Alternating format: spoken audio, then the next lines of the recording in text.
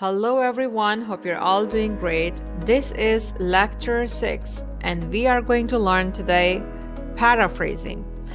But what is paraphrasing? It's important for all of us to understand. Well, if you do paraphrasing, it improves your reading and writing skill. And it means when you read somebody's work, you understand it and then you write it in your own words. And you also credit the writer. When we talk about the benefits of paraphrasing, you become good reader because you are reading others' work. When you read, definitely your vocabulary improves and you also understand how people express their ideas, and in the end your own writing is improved. Let me now give you some tips of paraphrasing. There is no one way of paraphrasing.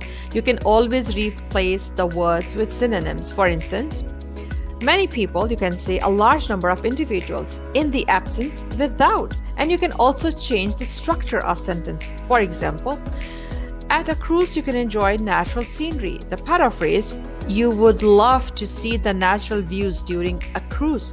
So we have changed the placement of cruise from the beginning to the end. And for enjoying natural scenery, we are saying you would love the natural views.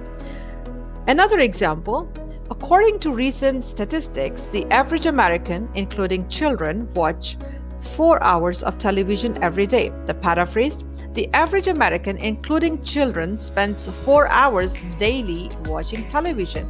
And you're also referring the author. I think this is pretty simple.